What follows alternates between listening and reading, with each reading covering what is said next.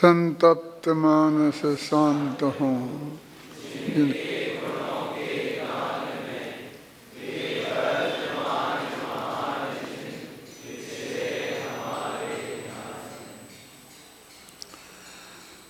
सुबह से प्रवचन सार की ही चर्चा चल रही है। पहले विधान के रूप में और फिर गोष्ठी के रूप में निरंतर प्रवचन सार की विषय वस्तु के संबंध में हम बहुत गहरी चर्चा कर रहे हैं। सबसे महत्वपूर्ण बात तो ये है कि विधान, जो पूजन विधान पहले होते थे, उसमें पूजनों की ही मुख्यता रहती थी और जो अर्घ वगैरह याद होते थे वो भी ऐसे नहीं होते थे कि जिन विषयों की वजह से हम कुछ तत्व ज्ञान की या कोई ज्ञान की बात हो। एक सिद्ध चक्र विधान था जिसमें थोड़ी थोड़ी वो भी भगवान के 1008 नामों और ऐसे ही चीज़ें रहती थीं। बाकी के जो विधान होते हैं जिन्हें हम 13 दीप विधान कहते थे, 2.5 दीप विधान कहते हैं, फिर अभी नए नए नाम भी आए जिनके हम तो कल्पद्रुम विधान और ये इंद्रध्वज विधान, ये नाम भी आए। तो इनमें एक ही बात थी कि जो ये अकीर्तन चैत्यालय हैं, जहाँ जहाँ भगवान की मूर्तियाँ हैं, वो कहाँ कहाँ हैं, उनके मंदिरों को हम पूजन करते, उनका अर्घ चढ़ाते। तो उनमें से बस सुमेर पर्वत की पूरब दिशा में फला पर्वत, फला वंश, और एक गिनाते गिनाते ही 2 लाइनें 4 लाइनें समाप्त हो जाती। कोई तत्व की बात कहने में उनको अवसर ही नहीं था और बदला बदली का भी ज़्यादा काम नहीं था। बस पूरब दिशा की तो पूरब पूरब बोलते रहे, फिर 15-16 अर्घ हो गए तो उसके बाद पश्चिम शुरू हो गई, फिर दक्षिण शुरू हो गई, फिर उत्तर, वैसे ही के वैसे नाम, वही का वही रिपीटिशन, और वो सब चलता रहता था। सीखने को उसमें बहुत कुछ नहीं होता था। बहुत से बहुत ये है कि जो अकीर्तन चैत्यालय हैं ये कहाँ कहाँ हैं, तो ये सब बातें बताते थे। पूज्य गुरुदेव के प्रताप से इस तत्व ज्ञान में, पूजन पाठ में भी अध्यात्म की धारा शुरू हुई। और जैसे युगल जी की जो देवशास्त्र गुरु पूजन है सबसे पहली, वहाँ से उस बात धारा शुरू हुई। और अंत में अभी हम समय सार विधान, प्रवचन सार विधान, नियम सार विधान, यहाँ तक आए पहुँचे। तो इसमें पूरा ही शास्त्र का पाठ, जैसे प्रवचन सार में एक गाथा भी नहीं छूटेगी, एक कलश भी नहीं छूटेगा और पूरा पाठ होगा। जैसे हम बोलते हैं ना, पाठ माने आमनाय नाम का स्वाध्याय, तो असली आमनाय नाम का स्वाध्याय तो इसमें हो रहा है। और हर गाथा में बहुत तत्व की बात, मार्मिक चर्चा, फिर प्रवचनों के माध्यम से भी वही चर्चा, फिर गोष्ठियों के माध्यम से भी वही चर्चा, फिर सेमिनारों के माध्यम से भी वही चर्चा। तो 24 घंटा उस तत्व ज्ञान का ही वातावरण बनने लगा। ऐसी बातें भी बहुत आई कि ये हमने सुना था कि समय सार का विधान होता है, ये होता है कि ये होता है। मेरा एक ही बात थी कि जिनवाणी की पूजा होती ना अपने यहाँ, तो समय सार जिनवाणी है। और हमारे लिए तो पंडित टोडरमल जी ने जब गोमट सार की टीका पूरी की थी, तब उन्होंने गोमट सार पूजन बनाई थी और उसका जब उद्घाटन किया था तो वो गोमट सार की पूजन की थी। तब गोमट सार की पूजन हो सकती है तो समय सार की क्यों नहीं हो सकती है, प्रवचन सार की क्यों नहीं हो सकती है। तो उसमें पूरी विषय वस्तु आ जाती। और फिर जयमाला में हम उसको संक्षेप में उस विषय वस्तु को दोहरा देते। तो इस तरीके से पूरा स्वाध्याय का वातावरण बन जाता था। वे तत्व चर्चा में उसकी गहरी गहरी बातें आती थी। विद्यार्थियों ने, विद्वानों की अपेक्षा विद्यार्थी ज़्यादा थे, उन्होंने जिस तरह प्रवचन सार के ज्ञान तत्व प्रज्ञापन और ज्ञेय तत्व प्रज्ञापन भी आगे गए, वहाँ तक जिस गहराई से चर्चा की और प्रस्तुत किया, उसे सुनकर मुझे बहुत प्रसन्नता हुई। अंदर में थोड़ा और जीने का भाव जागृत हुआ कि कुछ दिन जिंदा रहकर अपने विद्यार्थियों को सुनो। गुरुओं को सुना, अब गुरु तो है नहीं कोई, तो विद्यार्थी ही गुरु बन गए हैं और इतना गहरा अध्ययन करने लगे हैं, तो उनके सुनने की इच्छा जागृत हो गई। ये बहुत बढ़िया और शुभ लक्षण है। मैं बहुत सोच रहा था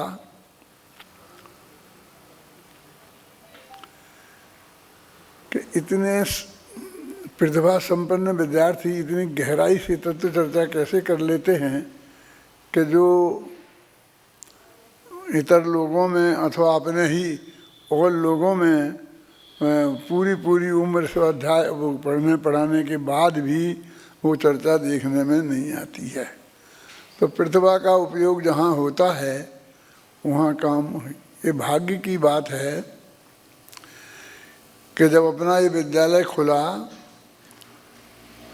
तब से शुरू में पूज्य गुरुदेव श्री के प्रताप से जो लोग वहाँ पर गुरुदेव के सत्समागम में थे वो लोग आए, गुरुदेव ने की प्रेरणा से उनने भेजा और वो अच्छे प्रतिभाशाली विद्वान निकले।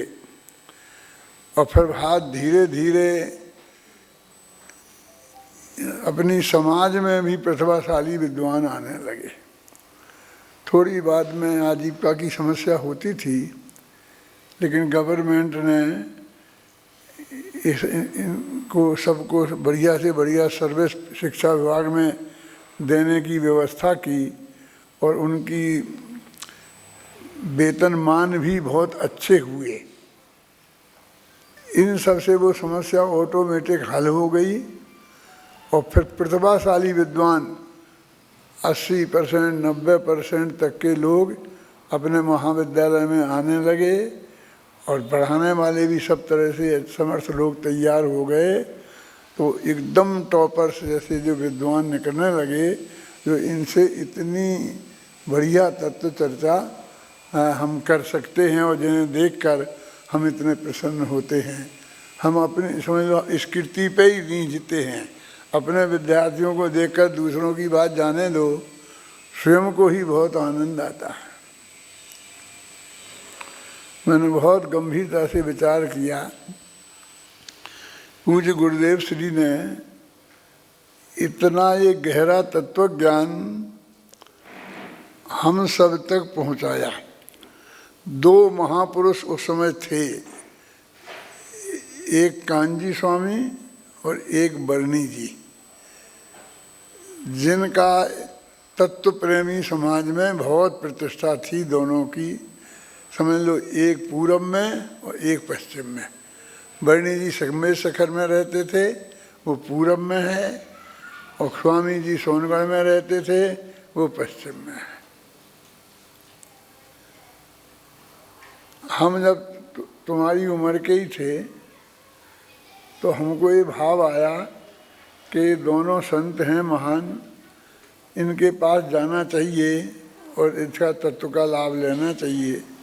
तो पहली साल हम कांजी स्वामी के पास गए और 20 दिन वहाँ रहे और उनके शिविर को पूरा अटेंड किया। सब तरह की ज़्यादा विस्तार से मैं कुछ नहीं बताऊँगा।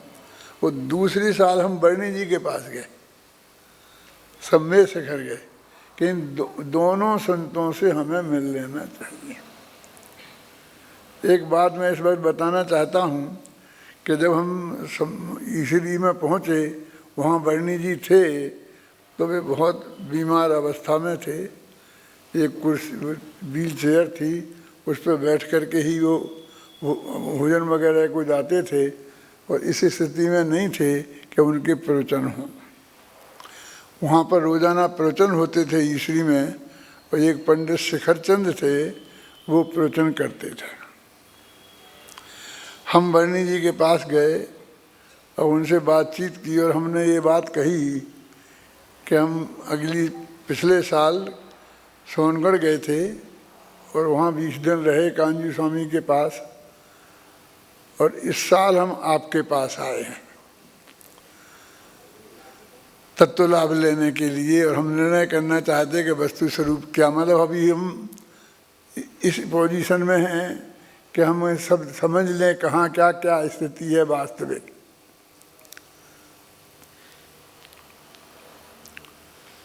तो बरनी जी बोले, भैया हम तो बोल नहीं सकते, तुम प्रवचन करो। उनने हमसे ये कहा, बरनी जी की बात बता रहा हूँ। तो मैंने कहा कि हम प्रवचन तो करेंगे, लेकिन आप यदि सुनेंगे तो। ये शर्त रखी जब हम कोई 20-21 वर्ष के ही थे, ज़्यादा नहीं थी, भाई साहब 24-25 के होंगे। दोनों भाई गए थे हम, सोनगढ़ भी दोनों भाई साथ गए थे और वहाँ बरनी जी के पास भी साथ गए थे। तो बरनी जी बोले कि जरूर आएंगे भैया हम। तो हम वो शिखर चंद जी की जगह हमारा प्रवचन शुरू हुआ और बरनी जी की कुर्सी पे ऐसे व्हील चेयर पे बैठ के आते थे और सुनते थे। और 5-6 दिन तक वहाँ जो वो ग्रंथ चलता था कोई आत्मानुशासन, उस पर हमने व्याख्यान वहाँ किए 5 और हमने सब निमित्त उपादान निश्चय व्यवहार जितने भी विवादस्थ विषय थे कांजी स्वामी से संबंधित उन सब पर बोला। और बोलने के बाद अंतिम दिन हमने पूछा बरनी जी से कि हमने जो कुछ समझते हैं वो हमने सब आपके सामने बोला है। अब हम आपसे ये चाहते हैं कि आप हमें मार्गदर्शन दें कि हम सही हैं कि नहीं हैं और क्या करना चाहिए। बरनी जी ने जो शब्द कहे थे वही शब्द मैं आपके सामने कहना चाहता हूँ। गद्दी पे बैठ के कह रहा हूँ, ज़रा उस पर आप विश्वास करना। उनने कहा, भैया बात ठीक है, लेकिन किसी के कहने से अपनी श्रद्धा को खराब करना मत। क्या समझे? किसी के कहने पर अपनी श्रद्धा को खराब मत करना। अब क्या उसका अर्थ था? एक तो ये हो सकता था कि तुम तो सही हो, अच्छी सब बातें बताई, लेकिन तुम कांजी स्वामी की कहने से अपनी श्रद्धा को मत बिगाड़ लेना।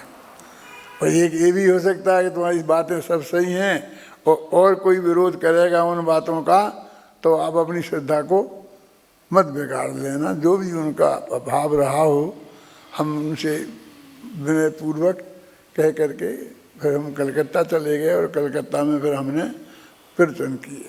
उस समय की ये बात है। मैं बात इसलिए कहना चाहता हूँ कि ये जो प्रवचन सार ग्रंथ पर इस तरह से गहरी तत्व चर्चा आज आई है, वो में प्रतिभाशाली विद्यार्थी जब आए और उन पर जब मेहनत हुई तब हमारे सामने ये रिजल्ट आया है। और उसमें 2 कारण मुख्य हैं कि आजीविका की चिंता तो गवर्नमेंट नहीं कर दी। सामान्य आजीविका जैसे सारे अध्यापकों को एजुकेशन डिपार्टमेंट में मिलती है, और यदि कोई प्रतिभाशाली हो तो वो प्रोफेसर बन जाता है, और प्रोफेसरों को तो 2-2, 3-3 लाख रुपए महीना मिलता है। कलेक्टर को भी जितना नहीं मिलता है उतना मिलता है। तो ऐसी स्थिति में वो तो हमारे सामने समस्या रही नहीं। अब पढ़ने और पढ़ाने की बात थी और प्रतिभाशाली छात्र भी आने लगे। पूज्य गुरुदेव श्री ने 45 साल तक इस तत्व ज्ञान को हम सबके सामने प्रस्तुत किया। वीर सागर, मैंने ये सोचा कि उनने कोई मेडिकल कॉलेज क्यों नहीं खुलवाया, उनने कोई इंजीनियर कॉलेज क्यों नहीं खुलवाया, उनने आईएएस की ट्रेनिंग का कोई कॉलेज क्यों नहीं खुलवाया। यदि वे एक वाक्य बोल देते तो उनके सामने इतने पैसे वाले संपन्न और उनकी आज्ञा मानने वाले बैठे रहते थे कि कई मेडिकल कॉलेज खुल जाते, कई इंजीनियर खुल जाते, कई आईएएस वालों को खुल जाते और धड़ाधड़ सब बन जाता चारों तरफ। लेकिन एक शब्द उनने नहीं बोला उसके बारे में कि ऐसा कोई काम तुम करो। ना किसी को प्रोत्साहित किया, ना वहाँ के किसी विद्वान ने कोई कुछ किया, किस क्षेत्र में नहीं किया। वो एक बहुत उत्तम आदर्श पूज्य गुरुदेव श्री का था और उसी उत्तम आदर्श को लेकर इस तोडरमल महाविद्यालय की स्थापना हुई और वो अपने काम में 40 वर्ष का हो गया होगा, 40 वर्ष 45 वर्ष का हो गया। उसमें इतना महान काम ये सबके सामने किया। अब ये एकदम क्लाइमेक्स पर है। टॉप 90% वाले विद्यार्थी आते हैं, पढ़ाने वाले यूनिवर्सिटी के टॉपर्स, जैन दर्शन के रुचि वाले, पक्के सच्ची श्रद्धा वाले विद्वान पढ़ाने वाले मौजूद हैं। सब तरह से पूरी तरह की अनुकूलता है। अब न मालूम हमारे अंदर में ये बीमारी कहाँ से लग गई कि नहीं साहब हमारे इन सबको आईएएस ऑफिसर बनना चाहिए, इंजीनियर बनना चाहिए, डॉक्टर बनना चाहिए। वैसे हर ग्रेजुएट को जो रास्ता खुले हैं वो रास्ता तो शास्त्री ग्रेजुएट को भी खुले हैं और उन्हें कहीं रोके भी नहीं है कभी। बहुत लोग इंजीनियर बने हैं और क्षेत्रों में गए हैं, लेकिन आटे में नमक बराबर। मानो 1000 विद्यार्थी निकले तो 15-25 गए होंगे। अब ऐसी धुन सवार हो रही है कि सारी शक्ति, सारी प्रतिभा जो इस क्षेत्र में आ रही है और इतनी इसने नाम कमाया है, इतने प्रतिभाशाली विद्वान तुम जैसे तैयार हो रहे हैं, उसकी क्रेडिट पर समाज पैसा भी बस देने लग गई है। पैसे की भी कमी नहीं रही है, पैसा भी आ गया है, प्रतिभा भी आ गई है। अब जितना काम कर सकते हैं हम इस क्षेत्र में उतना बढ़िया से बढ़िया हम काम करें। जो भी इस क्षेत्र में हैं, गुरुदेव ने जैसा जीवन लगाया है और उस समय जब विद्यालय खोला तब से जो लोगों ने ये जीवन लगाया है, ऐसी जीवन लगाकर आप लोग प्रतिभाशाली विद्वान, ऐसे 1000 विद्वान बन सकते हैं, बन सकते हैं। और इसको ये घुन लगने लग गया है। मुझे लगता है कि हमने इतने लोगों को जो प्रतिभाशाली थे उन्हें जैन तत्व ज्ञान के मर्म तक पहुंचने की जिज्ञासा पैदा हो गई, रुचि हो गई, वो स्वयं अध्ययन करने लग गए और वो ये पैदा हुई है। अब उसमें से प्रतिभा का भी पलायन हो और पैसे का भी पलायन हो। संजीव, क्या कहना चाहता हूँ मैं, तुम लोगों से कहना चाहता हूँ मैं बहुत क्लियर शब्दों में कि उस प्रतिभा का, उस पैसे का उपयोग इस जैन दर्शन के ऐसे गहरे विद्वानों को तैयार करने में लगना चाहिए ना। और फिर वो विद्वान उस जैन दर्शन की गहराई में जाकर जैन दर्शन की सेवा करें, विद्वानों की सेवा करें। और अच्छी गवर्नमेंट भी प्रोफेसर की पोस्टें देती हैं, हमारे विद्यार्थी वीर सागर जैसे लोग हैं, और नहीं तो अपनी समाज व्यवस्था करें।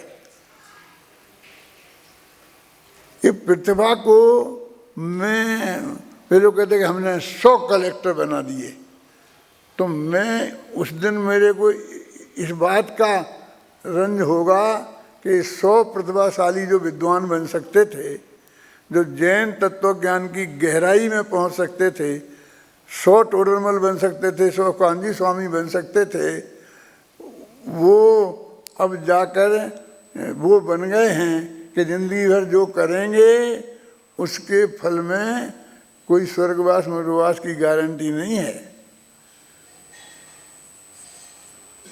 मैं कोई ऐसे शब्द नहीं बोलना चाहता हूँ, लेकिन जो आज परिस्थिति है इस भव की और अगले भव की, उस भव में उनका भव बिगड़ने ही वाला है। और उसमें हम निमित्त बने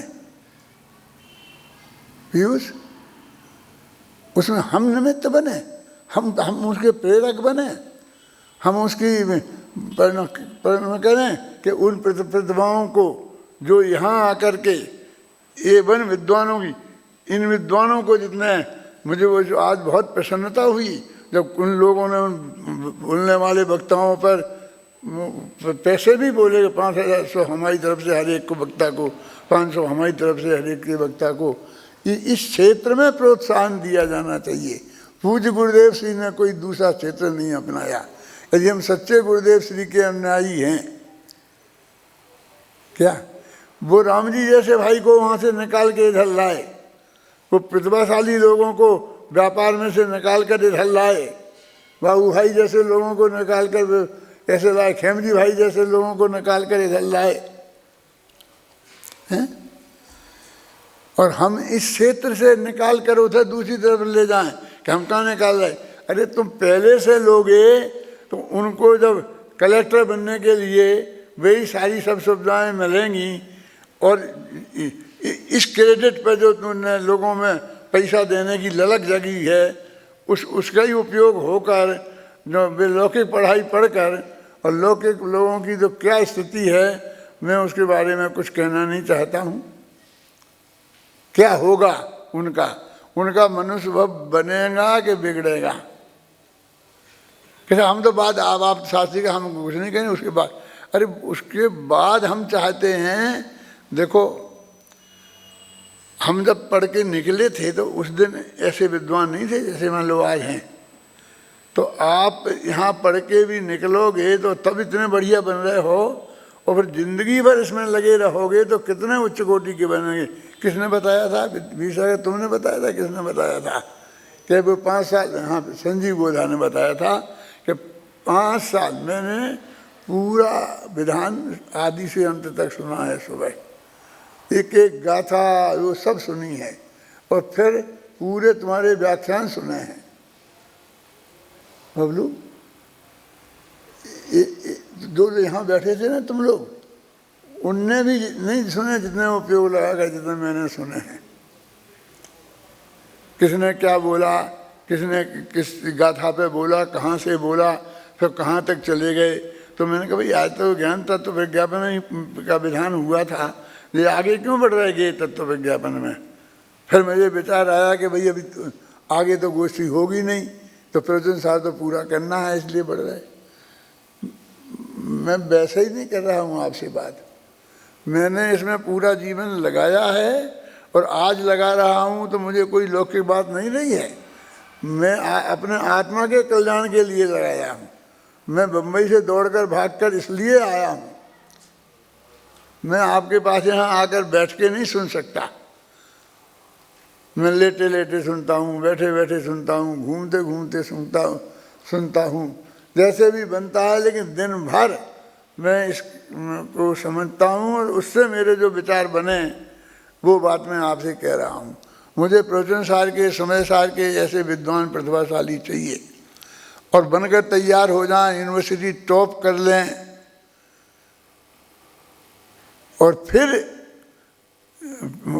उधर चले जाएं। ये भी नहीं चाहता मैं।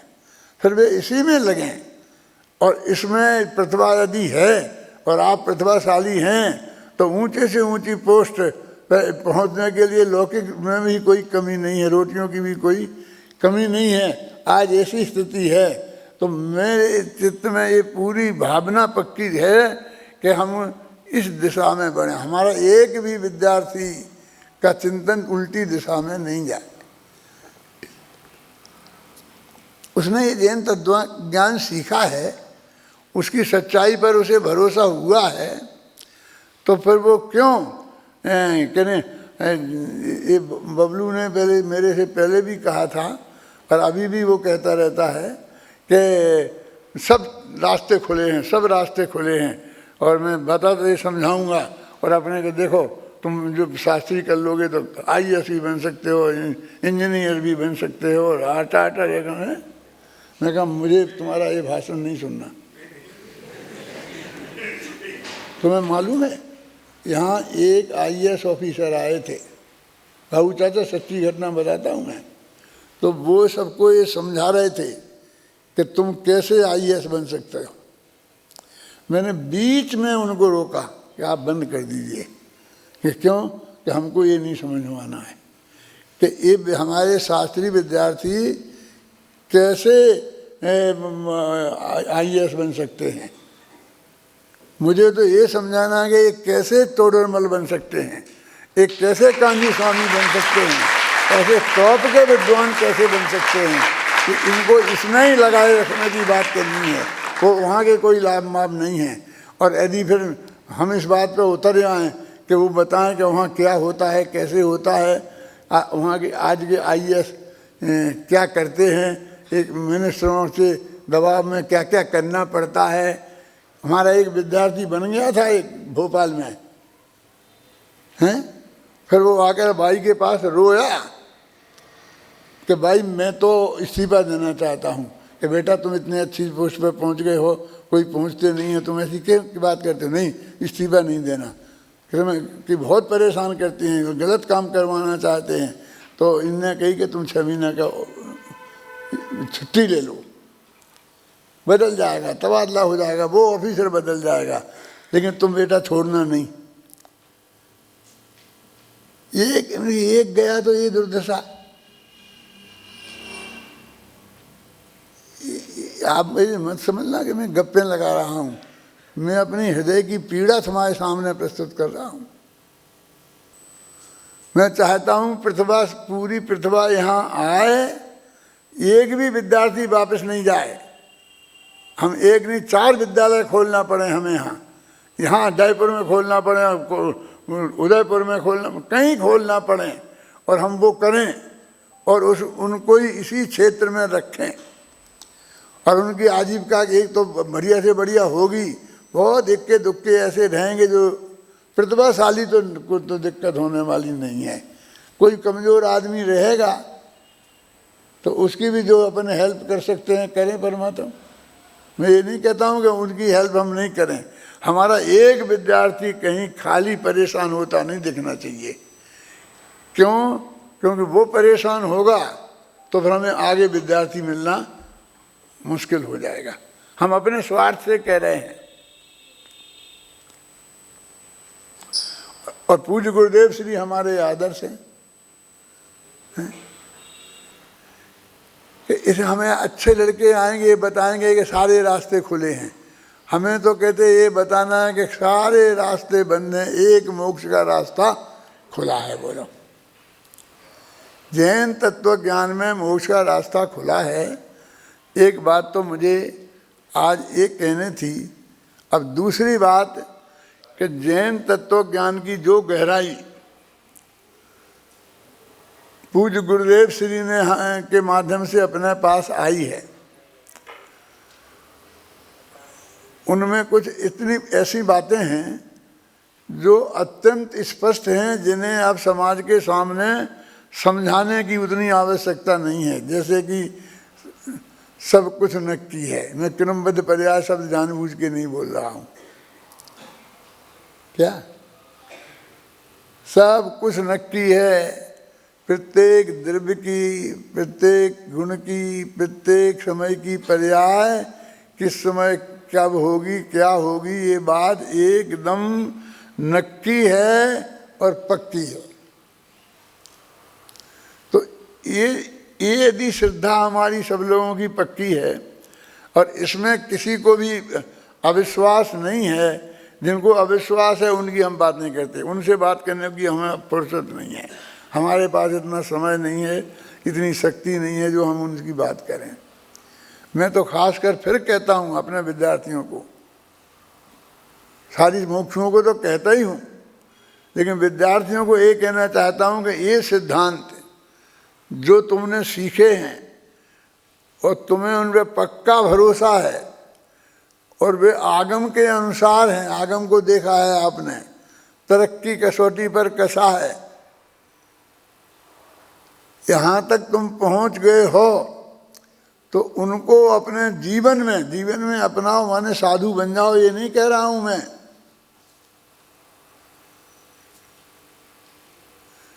अब एक छोटी सी उदाहरण दे के मैं आपको बात बताता हूँ कि जो मैंने अपने क्रमबद्ध पर्याय में दिया है कि भाई भामंडल में आगे के 3 भव दिख जाते हैं, भवि देखत निज भव साथ साथ। वैसे तो अनंत दिखते, अनंत नक्की हैं और केवली को अनंत दिखते हैं, और आदिनाथ ने मारीच के बता दिए थे ना, वो असंख्य भव थे उसके बीच के, लेकिन 3 की बात तो पक्की है ना।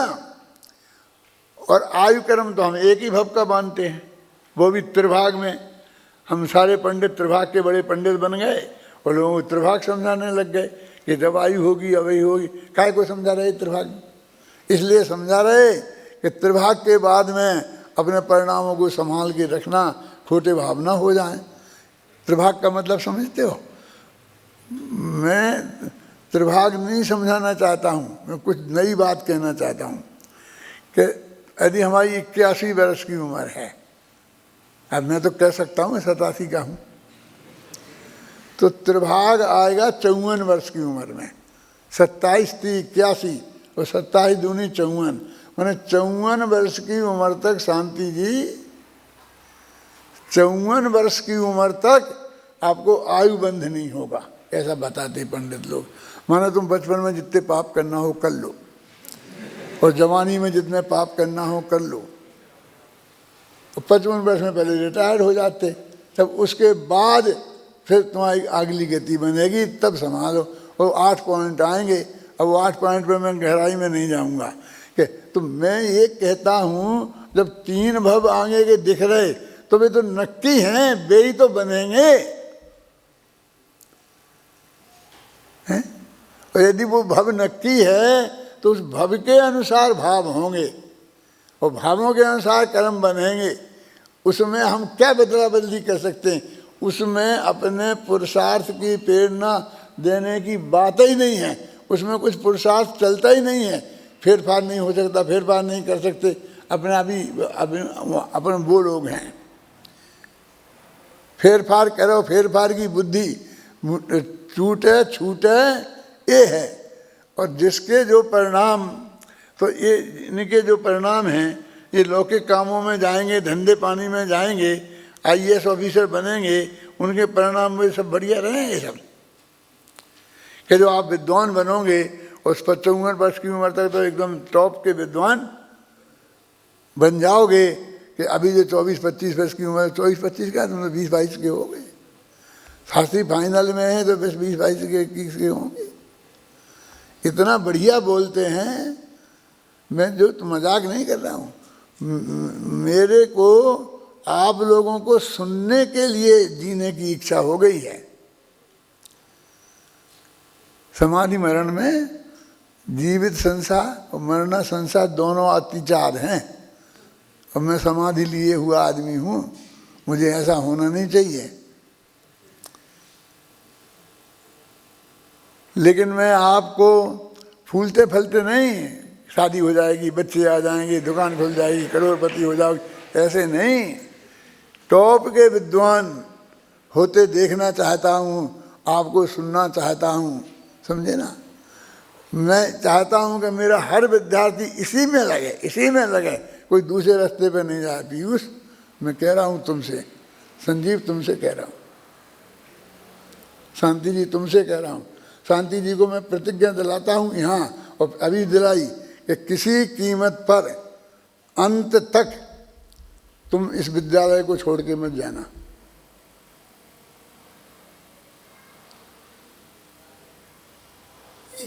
आत्मख्याति बढ़ाने को कहाँ मिलती है?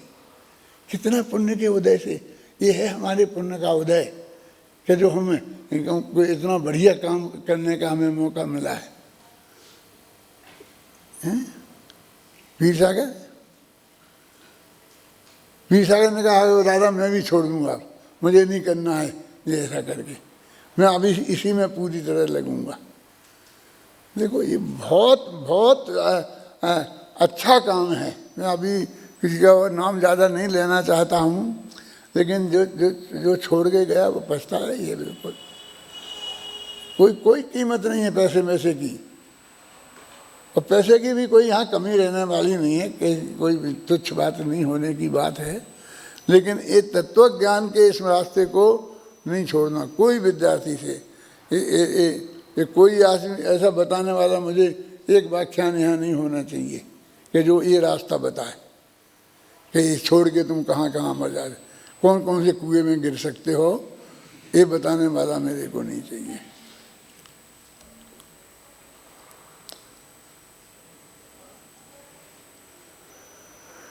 मैं अपने हृदय की पीड़ा तुम्हारे सामने रख रहा हूँ, तुम्हारे हित में, जैन तत्वज्ञान के हित में, जिनवाणी के हित में।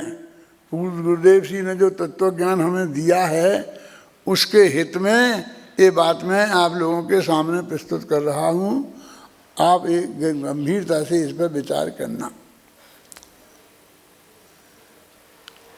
हमको इतना बढ़िया काम मिला है, इतनी बढ़िया लाइन मिली है, इतना बढ़िया तत्व ज्ञान मिला है, फिर इससे और अच्छी चीज क्या हो सकती है? हैं?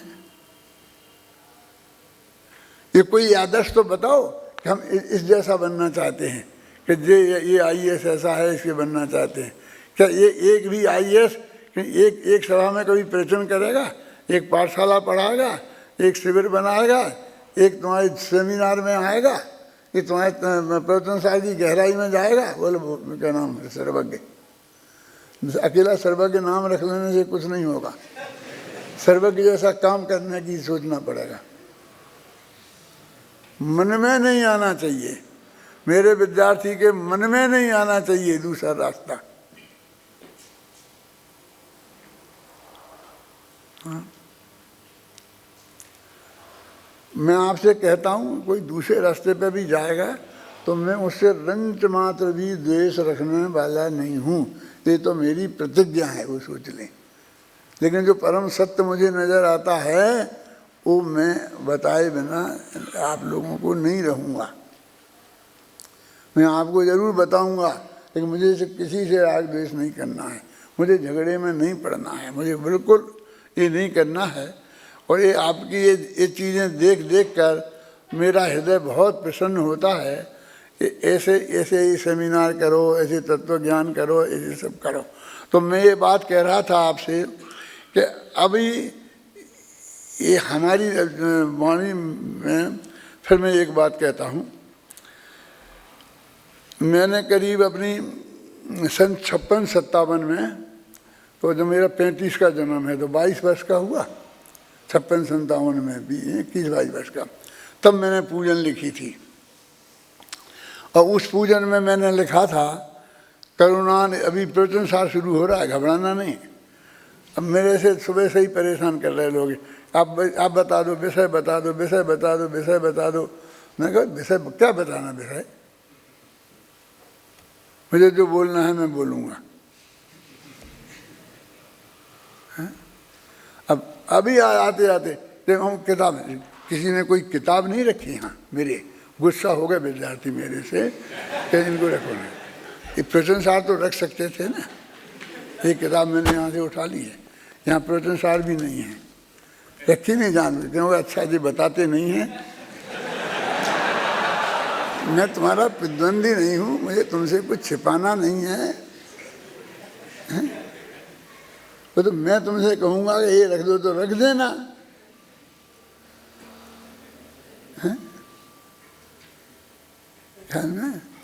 तो प्रवचन सार की मैं क्या कह रहा था क्या?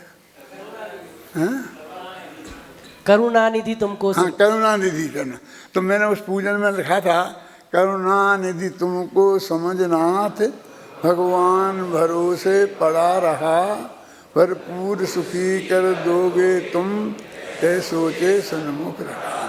ये वीतरागता के संदर्भ में बात लिखी थी जब मैंने प्रवचन सार नहीं पढ़ा था, जब मुझे इस गाथा ख्याल में नहीं थी, और आचार्य रामचंद्र शुक्ल का करुणा वाला लेख पढ़ा था। नाम सुना आपने? आचार्य रामचंद्र शुक्ल का, हिंदी के बहुत बड़े इतिहास के विद्वान हैं, उनका पढ़ा था। तो उनने लिखा था करुणा किसे कहते हैं। ये मैंने करीब 15, 16, 17 वर्ष की उम्र में पढ़ा था। तो उसमें लिखा था दूसरों के दुखों को देखकर उस दुख को दूर करने के विकल्प पूर्वक जो अपन को दुख होता है उसका नाम करुणा है। समझे? काय का नाम है करुणा? दुख का नाम करुणा है। सुख, वो सुख स्वरूप तो है ही नहीं, सुख का कारण तो है ही नहीं, दुख का नाम करुणा है। ये आचार्य रामचंद्र शुक्ल ने लिखा, वो किताब अभी भी होगी। मुझे तो बहुत दुख हुआ कि अपने इतने विद्यार्थी विद्वान है, वो हिंदी साहित्य बिल्कुल नहीं जानते। एक वो संजय है और एक और एक आध दो चार होंगे जो हिंदी साहित्य में गहराई से कुछ पढ़े हैं। अब ये पढ़े संस्कृत धर्म और फिर उनका दिमाग उधर को घुसाता है, ये पढ़ा, ये पढ़ो, ये पढ़ो। जो पढ़ने लायक चीज़ें हैं वो पढ़े ही नहीं। तो मैंने उस वक्त ये लिखा था, अब वो इतनी सरल भाषा है, दो पंक्तियां बताना है मुझे कि करुणा निधि तुमको समझना। ये वीतरागता के बारे में है कि करुणा तो दया का नाम है, करुणा तो राग का नाम है, और वीतराग है भगवान, वीतराग है ना। तो ये वीतराग। और दूसरी कि जो जाना है सो निश्चित है, केवल ज्ञानी ने गाया है ना। उस पर तो श्रद्धा ला ना सका, परिवर्तन का अभिमान किया। ये सर्वज्ञता पर, ये वीतरागता और सर्वज्ञता दो ही बातें हैं ना। ये तब लिखी थी। अभी तो फिर भरतेश वैभव में 200 से ज़्यादा छंद लिखे हैं सर्वज्ञ वीतरागता पर।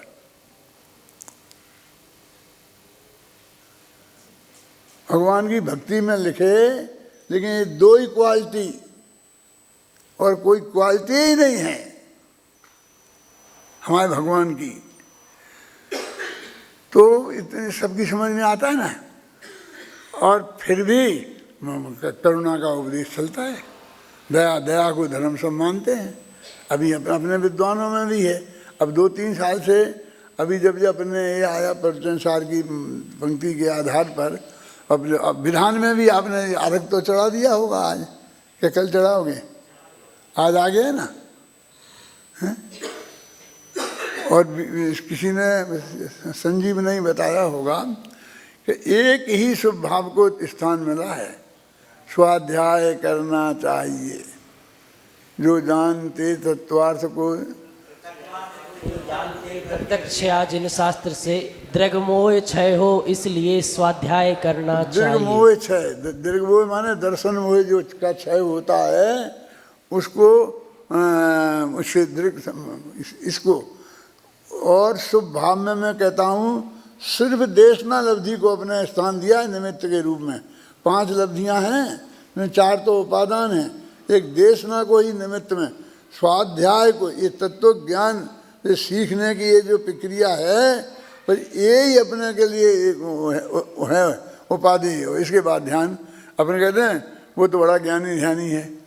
तो ज्ञानी माने स्वाध्यायी और ध्यानी माने ध्यानी। ध्यान और ज्ञान दो ही धर्म हैं। ज्ञान और धर्म दो ही धर्म हैं। तो ये स्वाध्याय इस चीज़ में तुम आ गए हो। मैंने शायद पहले भी आपको बताया है कि मैं शुरू से ही प्रवचन करने में मेरा अच्छा था। मैं 14 वर्ष की उम्र से बहुत ऐसा लोकप्रिय प्रवचन करता हूँ। तो बहुत लोगों ने मेरे से कहा कि यदि आप वकील होंगे तो आप टॉप के वकील होंगे और बहुत अच्छे वकील बन सकते हैं, और राजनीति में जाएंगे तो आप प्रधानमंत्री नहीं तो मुख्यमंत्री तो बन ही जाएंगे। बहुत लोगों ने कहा, एक दफा मेरा मन लुभाया भी। तो जब मैंने बीए किया तो उसके बाद मुझे एलएलबी करने का भाव आया, बिल्कुल सच्ची घटना। लेकिन जिस गांव में मैं रहता था वहाँ एलएलबी की क्लासें नहीं चलती थी, अशोकनगर में। तो मैं गुना 1 घंटे का रेल का रास्ता है, अपनी गाड़ी में बैठ करके गुना में एलएलबी में भर्ती होने के लिए यानी छुट्टी लेके पूरी पढ़ाई करूँगा, एलएलबी होऊंगा, फिर वकालत करूँगा। इस भाव से मैं वहाँ निकला। तो 2 मूंछ वाले ठाकुर बैठे थे और आपस में बहुत लड़ रहे थे।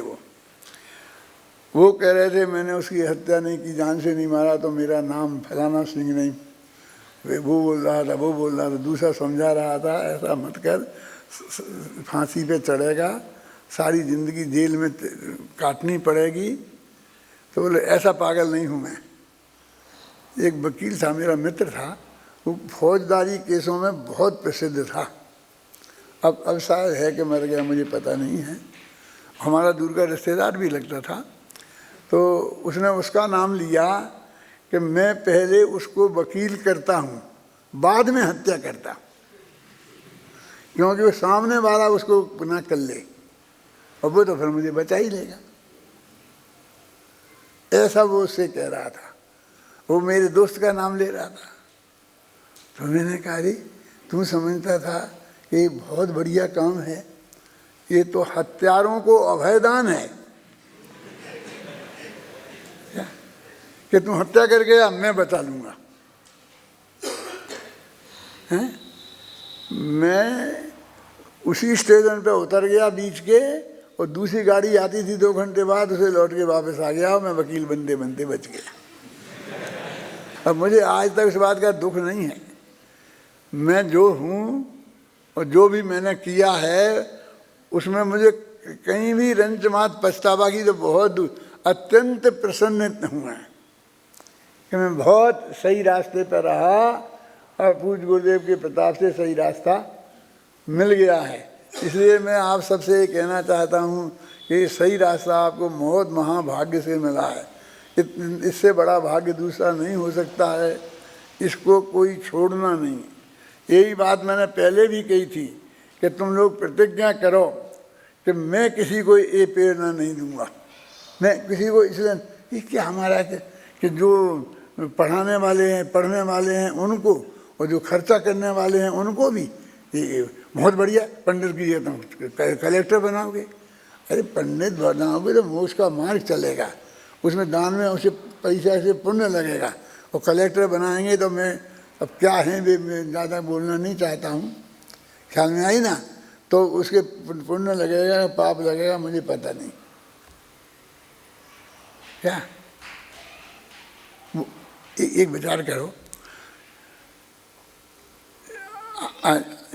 हमने आप लोगों को पढ़ाया है तो ज़िंदगी में आप जो भी काम करेंगे, बढ़िया काम करेंगे तो आप काम करेंगे तो आपको उसका श्रेय मिलना चाहिए ना। फिर थोड़ा हमें भी मिलेगा कि नहीं है? थोड़ा हमें भी मिलेगा ना। और आपके पढ़ाने में वीर सागर जिनने खर्चा किया है थोड़ा उनको भी जाएगा कि नहीं, 5-10%। क्या कहना चाहता हूँ मैं, बड़ी बात सुनना ध्यान से, जाएगा ना। तो जिसको तुम कलेक्टर बनाओगे उसमें जो वो पाप करेगा सारी जिंदगी, उस पाप में भी थोड़ा हिस्सा मिलेगा कि नहीं मिलेगा? और ये पैसा खर्च करने वालों को भी मिलेगा कि नहीं बाबू चाचा? नहीं सोचो, तुम तर्क से सोचो, बुद्धि से सोचो कि वो जिंदगी भर जितने पाप करेगा उसका हिस्सा, नहीं तो जो जितने अच्छे काम करोगे तो हमें नहीं मिलना चाहिए हिस्सा। अच्छे काम करोगे तो उसका हिस्सा मिलेगा दादी है तो हम गुरुओं को, तो उसको भी मिलेगा और पैसा खर्च करने वालों को भी मिलेगा। शांतिलाल जी, मैंने तो आज तक किसी से पैसे की अपील की नहीं है, एक नए पैसे की, एक शब्द इशारा तक नहीं किया किसी को कहीं भी, रंच मात्र भी। और ना मैं करने वाला हूँ, लेकिन मैं ये बताना चाहता हूं कि आप पुण्य पाप का हिसाब भी तो लगाओ कि जो वो बनेगा ना तो आपको क्या संभावना है। ये जो आपके विद्यार्थी इस तरह तैयार हो रहे, ये क्या बनेंगे, इसमें मोटी मोटी संभावना तो आपको लग रही होगी ना, कुछ 5% 10% प्रतिभाशाली लोग निकल के धर्म का उद्धार करने में निमित्त बनेंगे कि नहीं बनेंगे, और उनमें कितना % बनेंगे। एक इस काम में तो रंज मात्र भी नहीं बनेंगे। क्या ना रंज मात्र, और ना वे पैसा देंगे, और ना पढ़ने में बनेंगे, ना पढ़ाने में बनेंगे, ना कुछ नहीं करेंगे।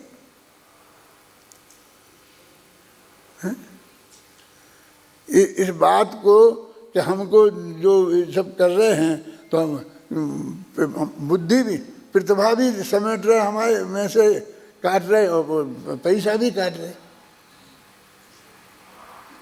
और हम कुछ बोले नहीं, और हम किसी व्यक्तिगत तो किसी से कुछ कह नहीं रहे, लेकिन जो एक तत्व है मूल बात उसको कह रहे हैं।